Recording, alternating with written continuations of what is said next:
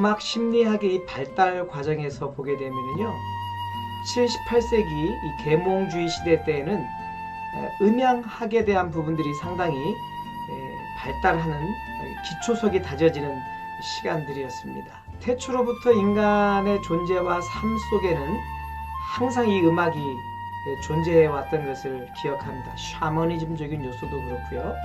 또 아니면 그들이 고대에 있는 사람들이 몸이 아프거나 여러 가지 그 위기를 만났을 때는 족장 또 그 안에 있는 지도자들이 이런 음악을 통해서 그들의 삶 속에 많은 영향력을 주었던 것을 기억합니다. 그 얘기는 원시 사회이든 문명 사회이든 막론하고 음악을 통해서 인간의 존재와 삶의 의미를 탐구하고 추구하는데 본질적으로 작용해 왔다라고 하는 것입니다. 사실 이 내용은 다양한 학문적, 문화적 연구들을 통해서 밝혀지고 있죠. 그래서 많은 학자들이 말하기에 이런 현상에 대해서 음악이 인간에게 영향을 미친다, 이런 대전제를 가지고 어떻게 하면 음악 현상을 통해서 사람들에게 변화가 있는지를 연구하기 시작했다라고 하는 것입니다. 음악학, 의학, 심리학, 어찌 보면 서로 다른 학문적인 내용일 수도 있겠는데 이 여러 그 학문적 영역들이 세부 분야별로 나누어지기도 하고 또 재조합되는 과정을 거쳐서 지금 오늘 우리에게 이르기까지 이런 치료음악학이라고 하는 학문이 연구되어져 오고 있다라고 하는 것입니다. 이 음향학은 19세기 후반서부터 생리음향학, 심리음향학으로 이렇게 나누어지게 됩니다. 그리고 나중에 음악음향학이라고 해서 더 세분화되어지는 과정을 거치게 되죠. 이 음악 심리학이라는 이 신체적 반응에 관심을 가지게 되면서 새로운 영역으로 구성이 되어지게 되는데요. 이런 생리적 반응들이 우리 몸에 일어나게 됩니다. 즉 심박동, 맥박, 피부 전기 반응, 혈압, 호흡, 근육의 수축과 이완 운동, 뇌파 등의 변화를 음악 심리학 안에서 음악을 통해서 사람들이 이런 역동적인 반응들을 보이고 있는 것이 발견되었다라고 하는 것입니다. 그래서 이렇게 테크놀로지가 높아지면서 고도화된 의학기술로 말미암아 이제 측정될 수 있는 결과들이 비전문적이든 아니면 보조적 수단이든 환자의 신체적, 정신적 회복과 긍정적인 마음 자세로의 유도를 돕기 위한 그런 효과적인 도구로 사용되어지고 있습니다. 아직까지 끊임없이 이런 음악 사학자들과 또 음악 미학자들은 음악이 어떻게 다양한 시대 문화적 철학과 가치를 반영하고 인간의 정신세계와 상호작용을 하여 왔는지 계속해서 연구하고 있는 중에 있다라고 하는 사실입니다. 음악 치료라고 하는 이 새로운 분야의 출현은 다소 생소한 부분도 있습니다. 이제 우리는 이 음악 치료라고 하는 이 과정을 통해서 우리 몸에 나타나는 생리적, 신체적 변화, 그리고 심리적 변화, 사회적 변화들을 지금 살펴보고 있는 중에 있습니다. 음악 치료는 말 그대로 다시 한번 여러분에게 풀어서 쉽게 설명을 드리자면 음악을 통해서 병리적인 현상에 치유를 꾀한다는 그런 뜻입니다. 또 다른 질문들이 있게 되는데 음악 치료가 연구하는 그 치료적 매개체로서의 음악은 어떤 것이고 무엇을 병리적인 현상이라고 규정하고 치유의 개념과 메커니즘은 어떤 것인가, 이런 것들이 정말 음악 치료에 타당한가, 좀 더 쉽게 구체적으로 음악 치료는 누가 받고 어떻게 하고 왜 그렇게 하며 어떤 효과를 기대할 수 있는가, 학문적으로 이 부분에 대해서 심도 있게 연구하고 관심들을 갖고 있는 분야에서 이제 새롭게 발견된 이런 지식과 임상을 가지고 사람들에게 보조적 기능으로, 경우에 따라서는 직접적 방법으로 치유하고 도와주는 역할을 하게 되는 것입니다. 처음 시간에 저희가 얘기했던 것처럼 음악치료학은 사람의 신체와 건강을 복원하고 유지하고 향상시키는 일이다. 이 대전제 안에서 우리는 이 음악치료학의 과정을 공부하고 있게 됩니다. 그러면 정형외과 의사들은 부러진 다리를 다시 원상태로 회복시켜 놓으면 그 치료의 목적이 완성된다고 볼 수 있습니다. 또한 암을 진단하고 치료하는 의사의 입장에서는 그 암세포들을 다 제거하고 그 암의 모든 질병들이 다 해소가 됐을 때 그것을 그 질병의 치료의 목적이라고 한다라고 하는 것이죠. 어떤 정신적인 부분 안에 문제가 있는 경우에는 또 그 특정 분야에 대한 부분에서 물리적인 치료라든지 약물 치료라든가 그래서 그 사람의 상태가 호전되어지고 정상적인 기능을 할 수 있다고 하면 이 치료적인 목적이 달성되었다고 합니다. 하지만 이 음악치료학에서는 과연 이렇게 쉽게 우리가 인지하고 지각할 수 있는 그 치료적 형태의 완성이 바로 느껴지지 않을 수도 있다고 하는 것입니다. 최근에 의학 안에서 이야기하고 있는 것은 단순히 우리의 신체적 질병의 치유로서의 그 치유의 목적이 완벽하게 다 해결되는 것이 아니고 해소되는 것이 아니고 그 환자가 갖고 있는 정서적, 심리적, 감정적 그리고 여러 가지 그 내면에서 오고 있는 스트레스라든가 다양한 감정의 유발에 대해서 감정적 영역까지도 완전하게 해소시키는 치료적 목적의 이 음악치료는 효과적이다. 그래서 더 폭넓고 더 큰 그림으로 이 음악의 치유 효과를 논하고 있는 것을 보게 됩니다. 이 음악치료 안에 있는 생리적, 신체적 영역, 오늘 그 두 번째 영역을 좀 보게 될 텐데요. 우리 교과서에 있는 텍스트북에 있는 내용을 가지고 좀 더 살펴보도록 하겠습니다. 자, 우리 교재에 나와 있는 이 음악의 힘과 기능에 대한 내용을 잠깐 좀 살펴보면요. 음악 치료에는 두 가지 효과가 있다라고 말합니다. 하나는 일시적인 효과라고 하는 것이죠. 음악을 듣는 그 순간에 그 음악이 우리 몸에 영향을 주고 있는 효과라고 하는 것입니다. 음악을 감상할 때 스트레스 호르몬인 이 코르티솔이 감소돼서 갑자기 우리 마음이 기분이 좋아진다. 아주 긴장하고 있던 마음들이 완화되어진다. 분노와 또 어떻게 보면 감정이 조절되지 않는 상태가 잔잔해지고 침체되어지고 그리고 이제는 아주 안정적인 상태로 되어진다. 이것은 즉각적인 효과라고 하는 것입니다. 통증 경감, 이것은 수술을 받고 있는 환자에게 그 환자가 평상시에 잘 즐겨 듣던 음악을 들려주게 되면 그 음악을 들으면서 자기의 통증이 경감되었다라고 하는 이런 임상 결과들이 많이 나와 있는 것을 보게 됩니다. 이것은 즉각적인 반응이라고 볼 수 있습니다. 중내 변연계의 도파민 방출로 인한 쾌락적 즐거움 동반한다. 사실 그래서 우리 젊은이들이 클럽을 가고 또 아주 이런 강한 음악들에 맞춰서 춤을 추는 것이 아닌가 싶습니다. 근데 도파민 방출로 인해서 쾌락적 요소가 우리 몸에 생겨진다라고 하는 것이죠. 이런 일시적 효과와 달리 영속적 효과, 몇 주, 몇 달, 몇 년 혹은 평생 지속되는 효과가 있다라고 하는 것입니다. 예를 들어서 음악이 미치는 이 생리적인 메커니즘을 말하는 건데요. 음악이 뇌 중추신경 기능에 어떻게 연관되어 감정을 일으키고 긴장과 이완의 반응을 가져오는지에 대한 이해가 필요하다. 그래서 방금 전에 뇌 중추신경을 우리가 좀 살펴보았습니다.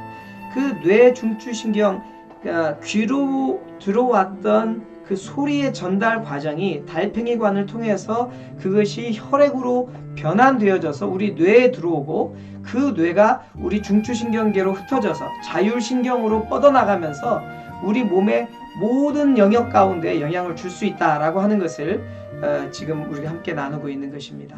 이 운동력이라고 하는 것은 예를 들면 이 간이 움직이지 않던 사람이 이런 음악을 들으면서 간이 잘 움직여진다라고 하는 것이죠. 어느 분이 이 치질에 걸려 있는 분이 있습니다. 그래서 너무너무 이 화장실을 가는 거나 볼일을 보지 못하는 것 때문에 아주 고통스러워 한다는 것입니다. 어떻게 보면 심리적인 요인도 있을 수도 있고요. 생리적인 신체적인 문제일 수도 있는 것입니다. 그래서 이분이 너무너무 답답해하고 힘들어하는 그때에 아는 치료사를 통해서 어느 음악을 추천받게 됩니다. 그래서 이 치질 때문에 고생하는 사람이 그 음악을 하루에 한 20-30분씩 매일 듣게 되어졌는데, 그 음악을 들을 때마다 자기 몸 안에 있는 그 기능들이 좀 운동력을 갖고 움직이기 시작하면서 이런 치질에 대한 부분이 많이 완화되어졌다, 이런 이야기를 들은 적이 있습니다.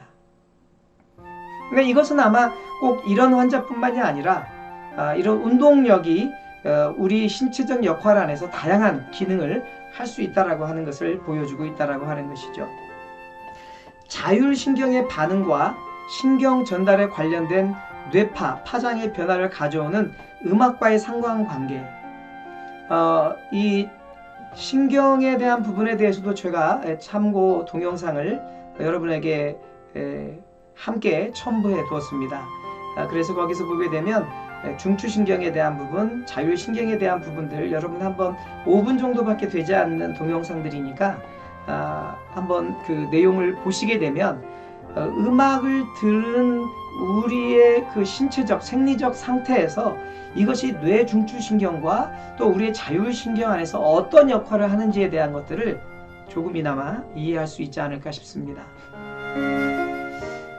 음악에 대한 자율신경 반응, 하로와 하러라고 하는 학자가 개인마다 연령, 성별, 신체적 상태, 심리적 상태 등에 따라서 다르게 나타날 수 있다, 이렇게 얘기를 하고 있고요. 자극적 음악, 여러분 음악을 들을 때 아주 자극적인, 예를 들면 뭐 하드 락이라든가 또 어떻게 보면 우리가 보통 헤비메탈이라고 하는 음악, 요즘 EDM 음악, 이런 것들은 좀 자극적인 음악이라고 말할 수 있는데요. 이런 음악의 특징이 있다라고 하는 것입니다. 아주 스타카토가 강하거나 싱크페이션, 당김음이라고 얘기하죠. 하면서 나가는 이런 싱크페이션에 대한 것이 강하고요. 악센트가 많습니다. 조성의 변화가 급격하다. 조의 그 변화가 아주 급격하게 이루어지고 있는 것을 볼 수 있고요. 음역의 폭이 넓습니다. 저음과 고음에 대한 이 영역, 대역대 폭이 아주 넓어서 어떻게 될지 모르는 상태에서 그냥 그 음악에 빠져들게 하는 것을 볼 수 있습니다. 예측할 수 없는 음악의 흐름을 지니고 있다라고 하는 것이 특색일 수 있습니다. 반면에 우리의 마음을 안정시키고 좀 가라앉게 만드는 음악의 형태가 있다라고 하는 것입니다. 이 음악은 레가토적인 멜로디 중심의 음악, 그러니까 음악이 거의 끊어지지 않는 상태, 즐겨 듣는 발라드 음악 같은 부분들이 그렇습니다. 음악에 크게 끊어지는 부분이 없죠. 그냥 스타카토라든가 싱크페이션 이런 부분들이 거의 없습니다. 그냥 음악이 처음 시작하면 물 흘러가듯이 흘러가는 음악인 것이죠. 연주 음악이 대부분 이런 음악들이 많습니다.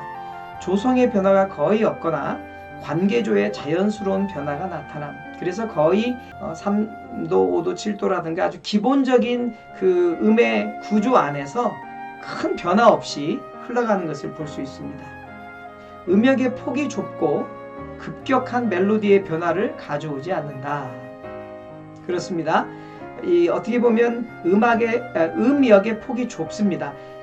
큰 음이 저음과 고음의 차이가 갑자기 변환되는 것이 아니라 거의 같이 따라가는 음으로, 거의 음과 음의 그 흐름이 한 1도나 2, 3도 안에서 흘러간다는 것이죠.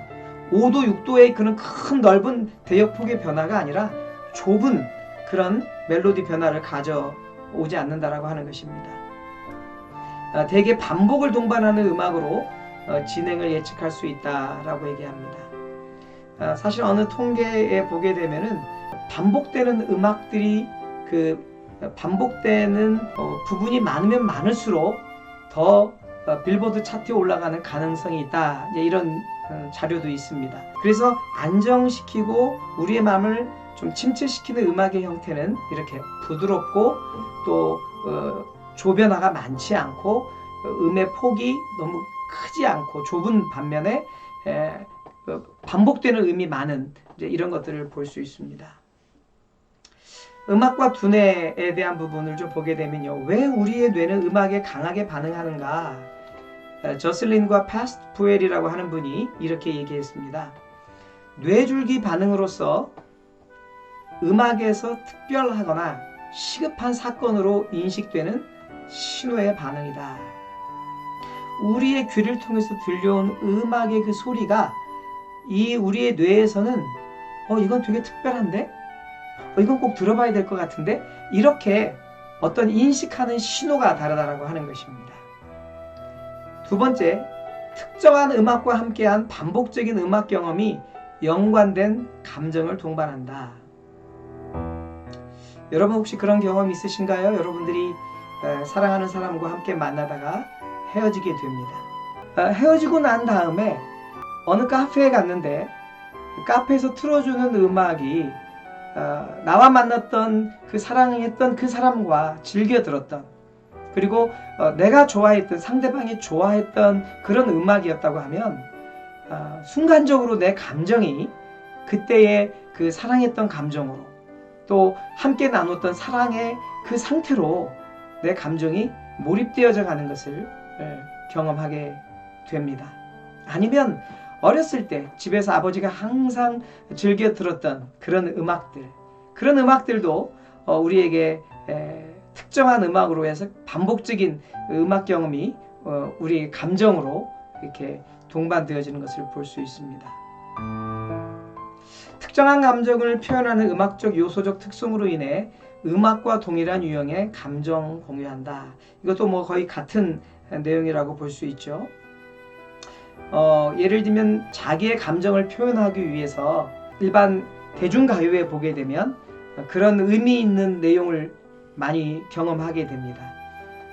당신은 내 여자라니까, 누나는 내 여자라니까 라고 하는 이런 단어, 반복되는 프레이즈 안에서도 특별한 감정이 그 안에 심겨져 있는 것을 볼 수 있습니다. 그래서 그 음악을 들을 때마다 당신은 내 여자라고 하는 그런 소속감 그리고 그거에 대한 책임감, 많은 감정들이 그 안에 포함된 것을 볼 수 있습니다.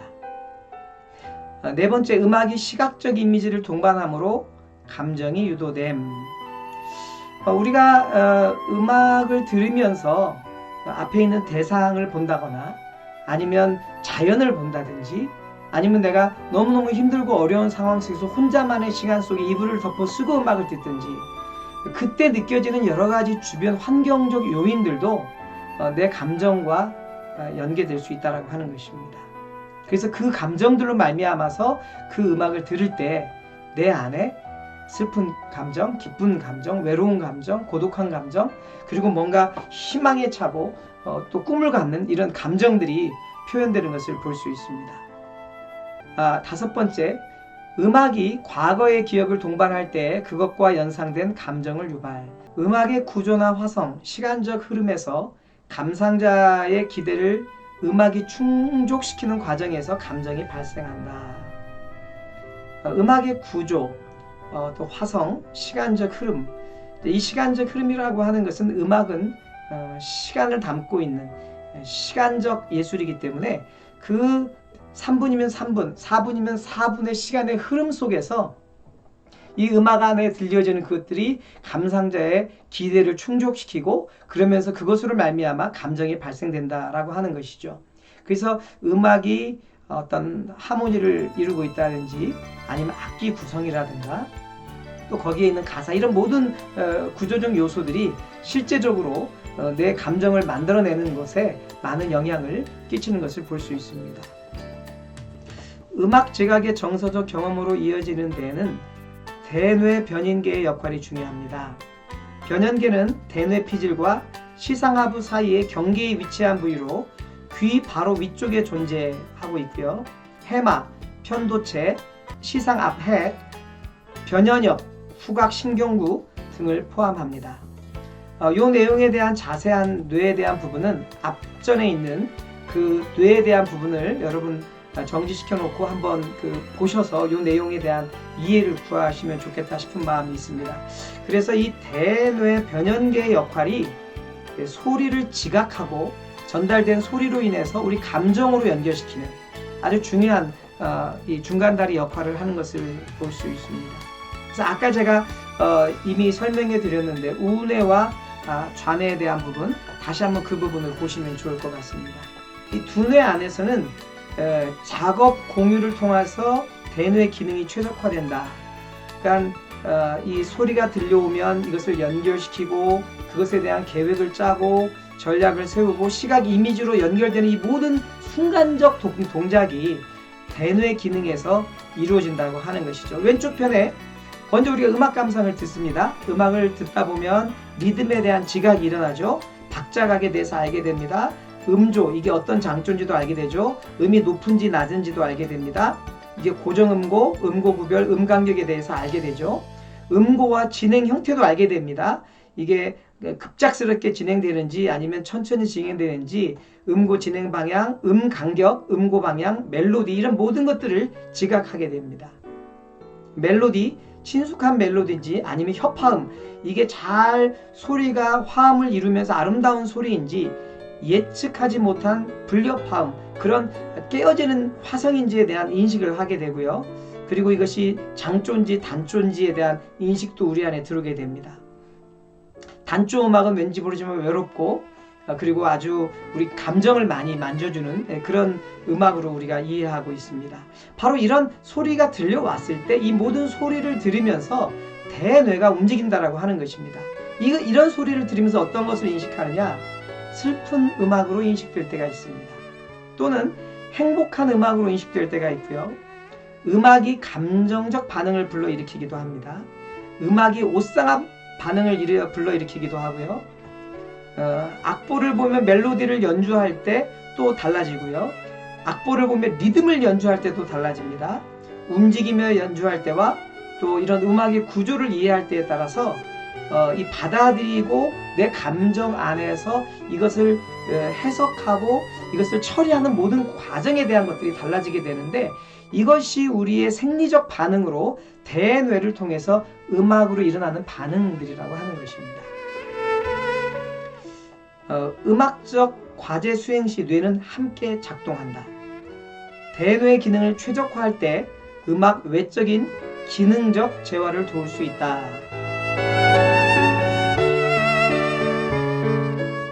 음악을 통해 한마음이 된 치료사와 환자는 어떤 일이 일어날까요?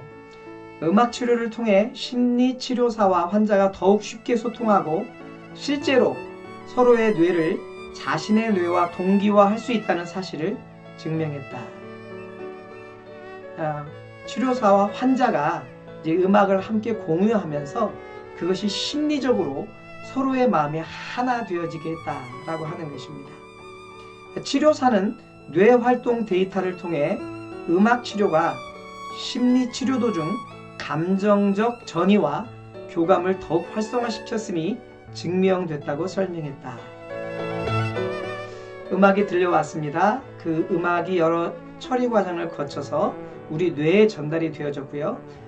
그 뇌에 전달됐던 처리들이 이런 계획과 또 수립과 또 여러 가지 과정을 거쳐서 우리 몸의 중추신경계와 자율신경계에 영향을 주면서 그것이 우리 몸의 여러 가지 치료되어져야 할 영역, 환기되어지고 또 회복되어져야 될 영역 가운데 영향을 끼쳤다라고 얘기를 하고 있는 것입니다.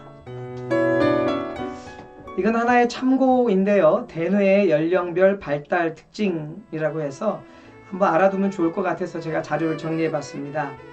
0세 때 우리가 태어나자마자는요, 두뇌 발달, 피부 감각 발달, 엄마와 아기가 주고받는 모든 접촉이 두뇌 발달과 연결됩니다.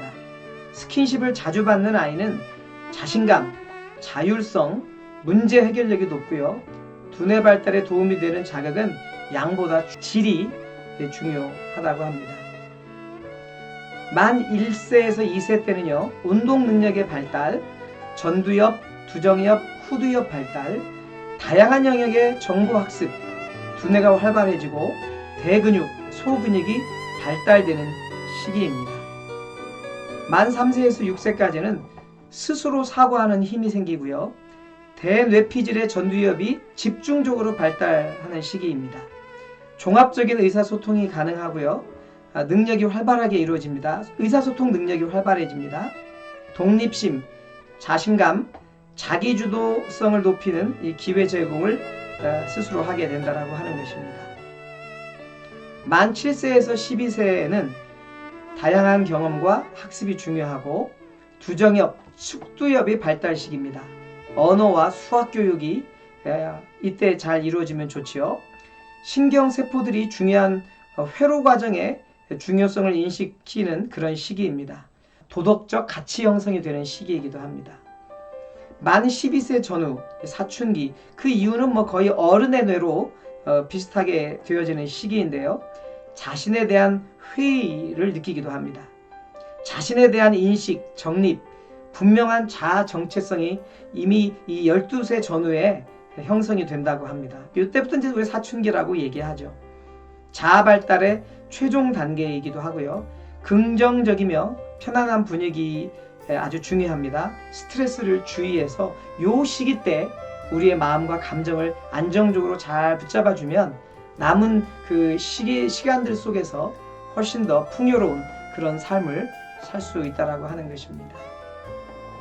음악의 힘과 기능, 음악의 건강 증진 효과 5가지 한번 여러분 참고로 보시면 좋을 것 같습니다. 첫 번째, 집중력을 향상시킨다.